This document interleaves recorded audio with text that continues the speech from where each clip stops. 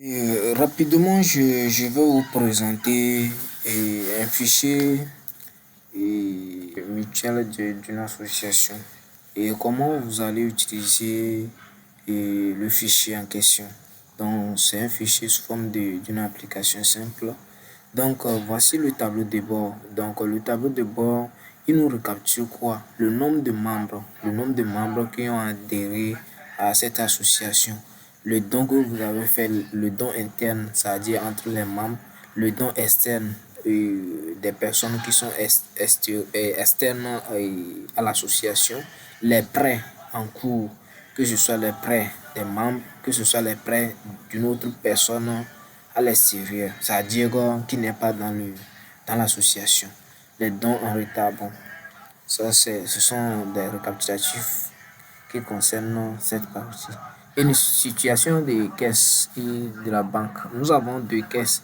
Il y a la caisse principale et la caisse secondaire. La caisse secondaire, lui, s'en charge pour les dépenses et s'en charge pour les dépenses concernant les dons, tout ça là. Et la caisse principale, lui, regroupe quoi? Les cotisations des membres et puis les prêts qui sont remboursés. Et si nous prenons le solde banque, c'est-à-dire que le solde que nous avons sur la caisse principale, nous pouvons les transférer sur le compte banque de l'association. Par contre, la caisse secondaire, lui, est réservée pour les petites dépenses de l'association. Et nous avons la liquidité totale, ça regroupe tout le solde de l'association. Et nous avons une situation financière globale qui sont ici. C'est tout ce qui est en haut, qui est encore détaillé là. Donc, nous avons le récapitulatif des prêts par type de membres. Il y a les membres internes et les membres externes. Vous allez remarquer qu'il y a 7000 ici. Donc, je vais vous expliquer les écritures, les montants que vous voyez. Je vais vous expliquer le pourquoi on a ces montants. Et nous avons un graphique qui montre l'évolution du prêt, et que ce soit interne ou bien externe.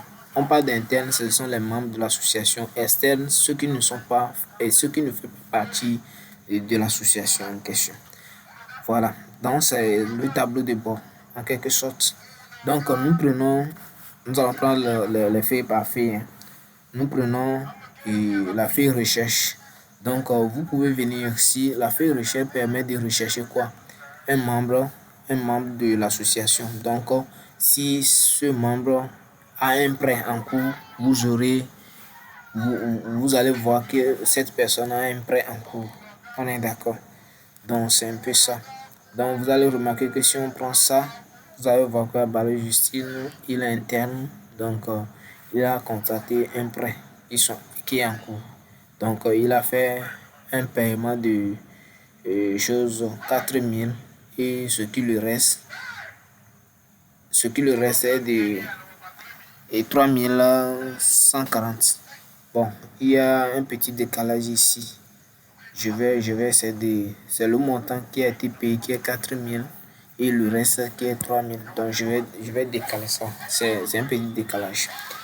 Et ensuite, le tableau d'amortissement. Oui, quand un membre fait un prêt, on le doit un prêt. C'est tout comme à la banque aussi. Si on fait un prêt, on fait sortir l'association du tableau d'amortissement au prêteur, c'est-à-dire à la personne qui a prêté.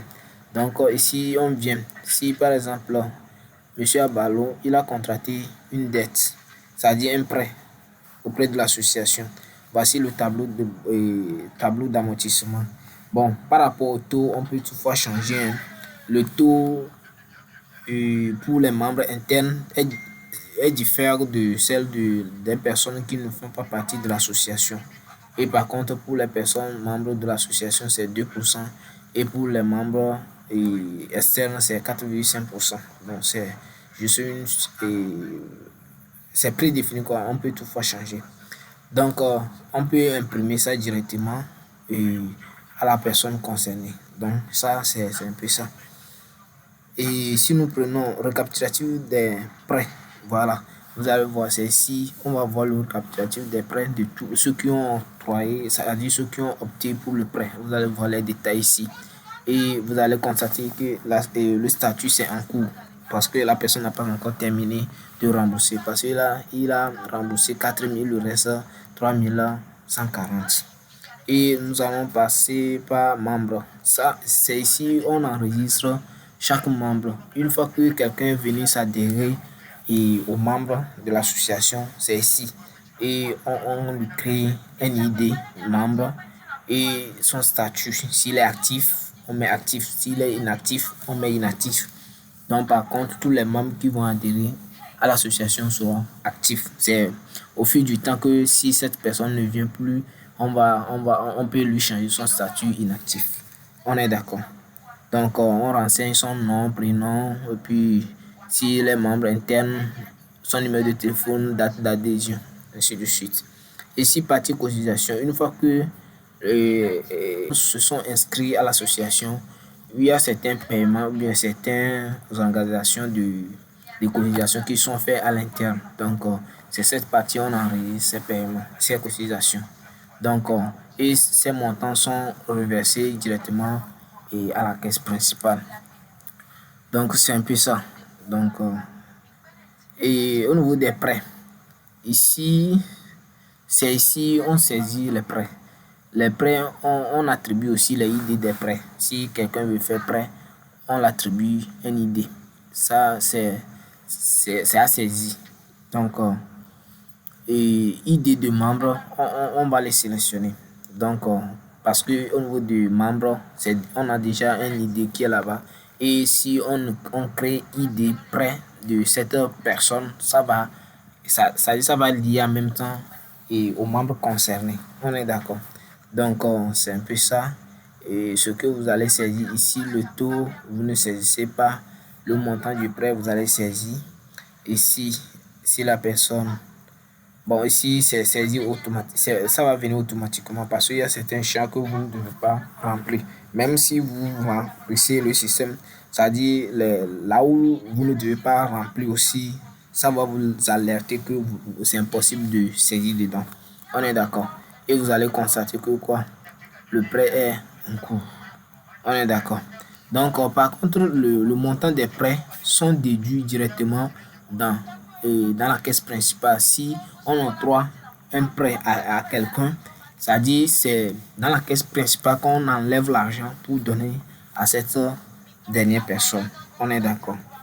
Donc, le remboursement, donc c'est cette partie, c'est les gens qui ont fait le prêt. Quand ils viennent, c'est ici on vient pour faire le remboursement. Donc, c'est un peu ça.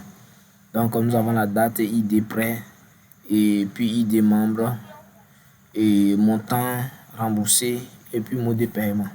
On dit les montants de remboursement vont directement dans la caisse principale, oui. Une fois que ces remboursements sont faits, c'est versé directement à la caisse principale. Et si nous prenons le transfert caisse, on dit transfert caisse principale vers caisse secondaire. C'est-à-dire si vous voulez faire un transfert ici, c'est que vous voulez faire une dépense, c'était une dépense. Et comme la caisse secondaire elle est là pour faire ces dépenses, on est obligé de transférer. S'il y a pas le montant, s'il n'y a pas le montant dans la caisse secondaire, on est obligé de transférer de la caisse principale vers la caisse secondaire. On est d'accord. Donc c'est ici qu'on le fait. Et si nous prenons compte banque ici, vous allez constater que quoi, on a mis la date, caisse, source, montant, motif et effectué par. Donc ici on met la date principale, ça veut dire quoi? On a le choix. Ou soit c'est dans la caisse principale parce que tous les montants qu'on va verser à la banque, c'est que on prend ça au niveau des caisses pour verser à la banque. Si c'est la caisse secondaire, vous prenez la caisse secondaire. Si c'est la caisse principale, vous prenez la caisse principale. Et vous mettez le montant et versement à la banque, bon, effectué par. Et puis directement, le montant, si vous venez au niveau du tableau de bord, vous allez voir que le montant serait au niveau de la banque 15 000.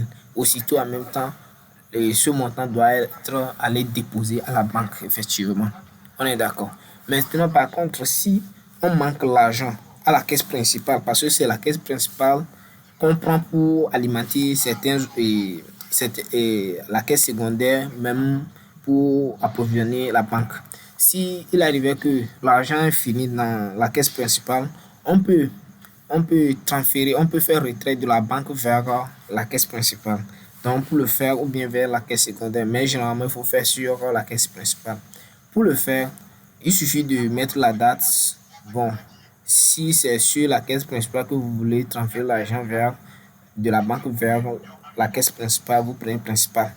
Maintenant, ici maintenant, on ne saisit pas, le montant n'est plus positif. Comme on veut faire le retrait de la banque, on est obligé d'ajouter un signe moins pour pouvoir faire le retrait de la banque vers la caisse. Donc, retrait de la banque. On est d'accord pour alimenter la caisse. Donc, c'est plus ça. On passe à la feuille suivante, dépenses. Donc, ici, la feuille dépenses, c'est ça, c'est lié aux dépenses de l'association, que ce soit interne ou bien externe. Donc, on a dit, la caisse secondaire est utilisée pour les dépenses de l'association. Je l'avais dit tantôt.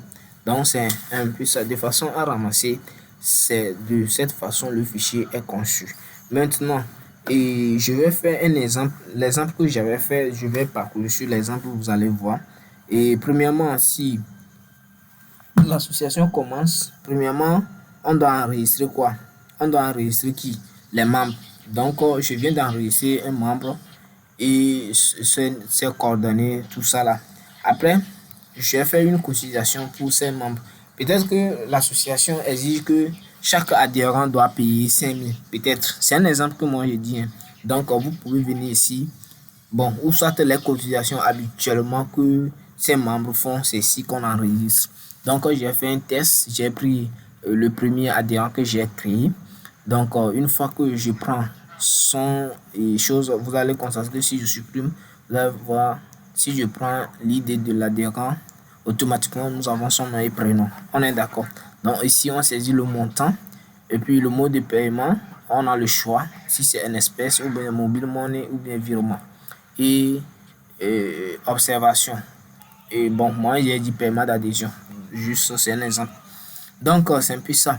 Et au niveau des prêts, bon, on peut renseigner un prêt. Et souvent, on veut faire un prêt et au premier adhérent qu'on a créé, donc il suffit de lui créer une idée de prêt. Et puis, on sélectionne son idée et puis le nom et prénom vient en même temps. Et si c'est interne, vous mettez interne. Et si je reviendrai, parce que c'est quelque chose à faire le choix. C'est que je fait le choix, donc j'ai bloqué ça, je vais activer ça. Donc la date du prêt, le montant du prêt, le taux c'est automatique. Durée, quelle est la durée que la personne peut rembourser? Si c'est 12 mois, vous mettez 12 mois, ainsi de suite. Donc ça calcule automatiquement la date d'échéance. Et puis le montant des intérêts et le total à rembourser. Et le total remboursé et puis le solde restant et le statut c'est un coût. On est d'accord. Maintenant, c'est cette partie, si la personne a déjà fait le prêt, il peut venir faire quoi? Le remboursement. Et c'est ça, j'ai fait un exemple ici. Vous saisissez la date, vous venez, vous prenez idée du prêt de la personne et puis vous prenez idée. Bon, quand vous prenez idée de la personne, je pense que automatiquement, ça prend la personne concernée. Vous voyez, non? Ça prend la personne concernée parce que automatiquement, c'est rattaché, quoi. Donc, il suffit de mentionner le montant que la personne a remboursé, le mot de remboursement. Et on a parlé du transfert de choses aussi, on a déjà en parlé. Donc, ici, si nous venons ici, je vous ai même expliqué ici, c'est le prêt que la personne a octroyé. Si nous prenons ça, vous allez voir son tableau d'amortissement. Et aussi, bon, recherche, c'est ça, je vous ai même expliqué. Si nous sélectionnons un membre, un adhérent ici, vous allez voir ses mouvements. Même s'il a fait le prêt, vous allez voir que son prêt va s'afficher. Et le détail des prêts qu'il a fait. Bon, détail des prêts du membre. Donc, tous les membres se figurer ici. Et maintenant, historique des remboursements du membre. Donc, c'est pas un membre. En fait, si le membre, l'adhérent en question a fait plusieurs prêts, vous allez constater qu'il y en a plusieurs prêts ici. Et historique des remboursements de ces prêts. Vous aurez ça aussi. On est d'accord. Donc, et je reviens toujours au tableau de bord. Voici le tableau de bord. Donc actuellement, nous avons qu'un seul membre qui est un adhérent. Et effectivement, c'est vrai. Et nous avons la liquidité totale, caisse plus banque. Donc tous les banques, 15 000, 20 500 plus et chose, solde compte banque. Donc si on fait bien les calculs, bon, et les dépenses qui ont plombé ça, ce qui fait que donc c'est un peu ça, les créances et total actif. Et maintenant, je vous ai déjà expliqué ça. Donc c'est un peu ça. Donc c'est de la façon dont le fichier a été conçu et de façon ramassée ce que je pouvais vous dire. Et si vous avez d'autres inquiétudes, n'hésitez pas à me poser des questions pour l'utilisation finale de ce fichier. Merci pour votre compréhension.